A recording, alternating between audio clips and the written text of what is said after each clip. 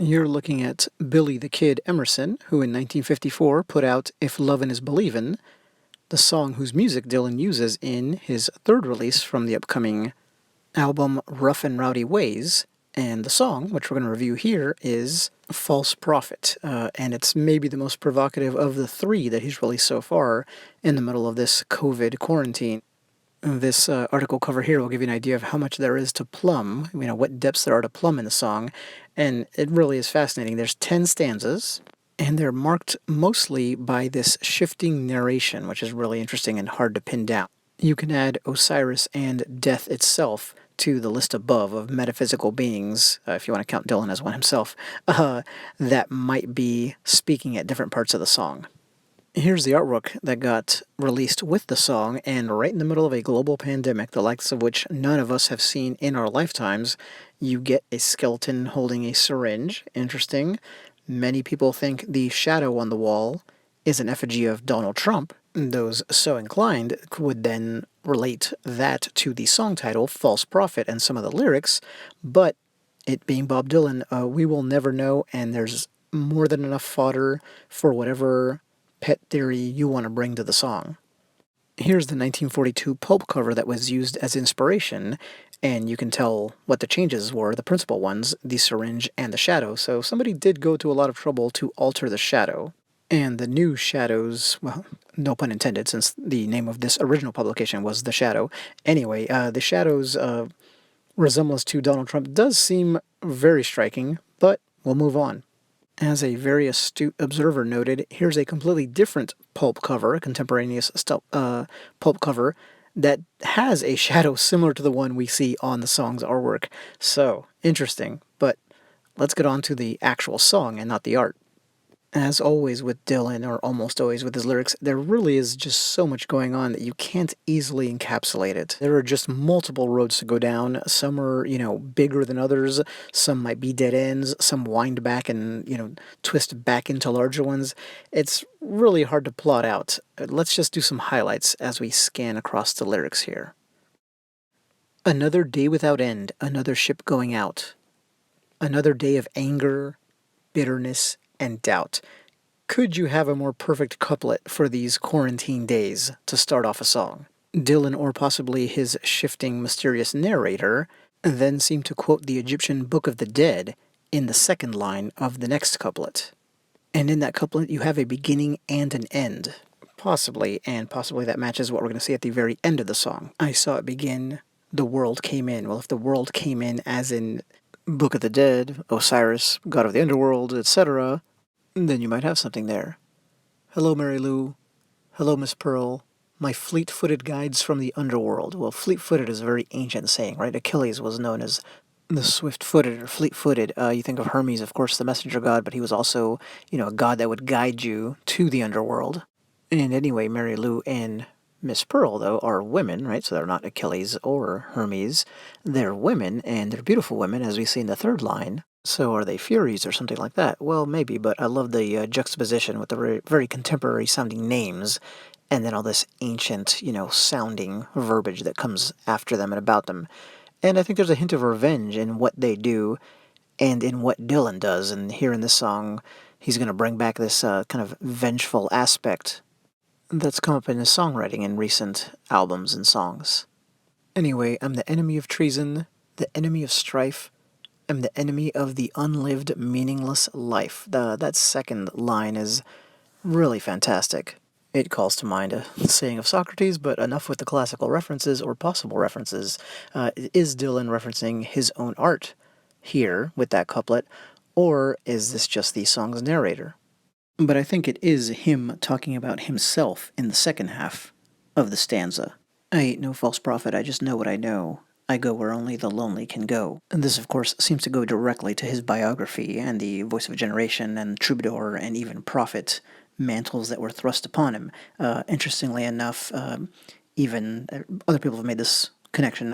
Pope Benedict recently talked about how he was against Dylan playing for, at the time, Pope John Paul II, because he didn't think Dylan was the kind of prophet that should play for the church. So you have a biblical scholar putting that label on Dylan. Now, Dylan, of course, spent most of his life denying those titles and those associations, but funny enough, in typical Dylan trickery, he says over and over again in the song, "I ain't no false prophet," which logically could be seen as him admitting that he is a prophet and a legitimate one. But we can't say that for certain, so find that to be fascinating and kind of the crux of the song. He's not a false prophet, but that makes us wonder who is, and that's the person he directly addresses several times throughout the song. And I would argue it's the person whose shadow we see on the wall in the artwork.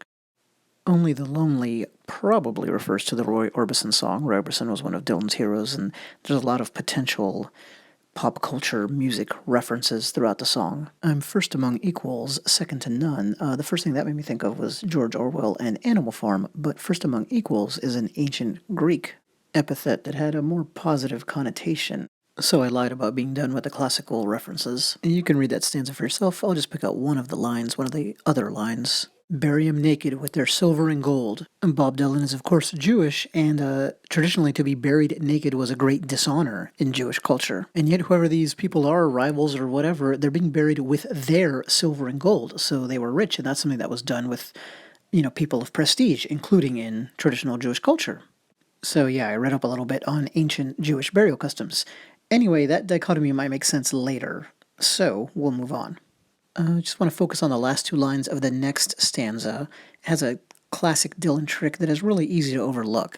"Let's walk in the garden so far and so wide, we can sit in the shade by the fountain side." Far and so wide and fountain side match up in a much more complex, kind of rhythmic way than just the IDE sound that both of the final words end with. And of course, a garden is a symbol, a very potent mythic symbol as well, not just in terms of the Garden of Eden. And Dylan is certainly aware of this. He arguably created an entire epic song, Ain't Talkin', around that concept. Still have 5 stanzas to go, so I'm really going to start cherry picking, and let's just focus on "I ain't no false prophet, I just said what I said, I'm here to bring vengeance on somebody's head."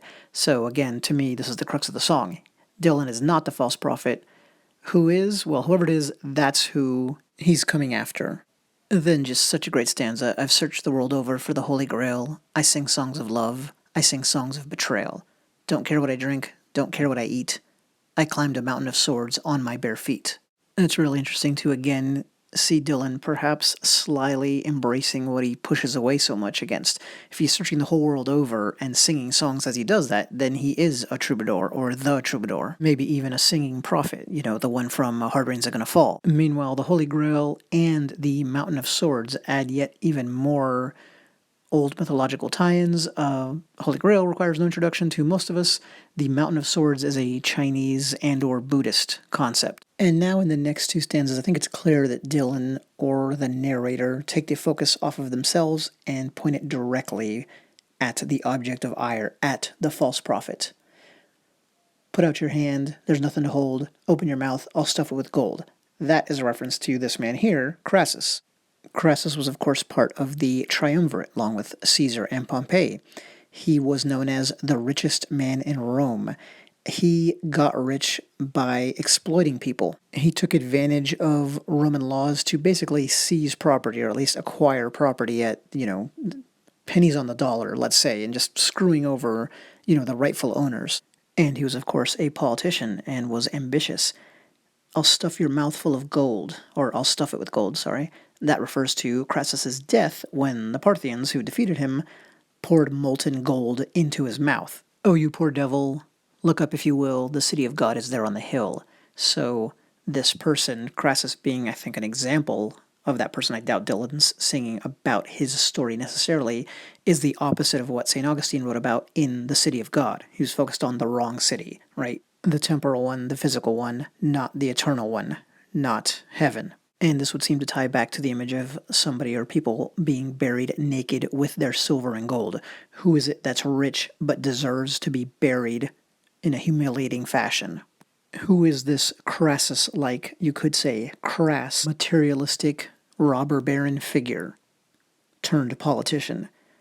Gee, I wonder.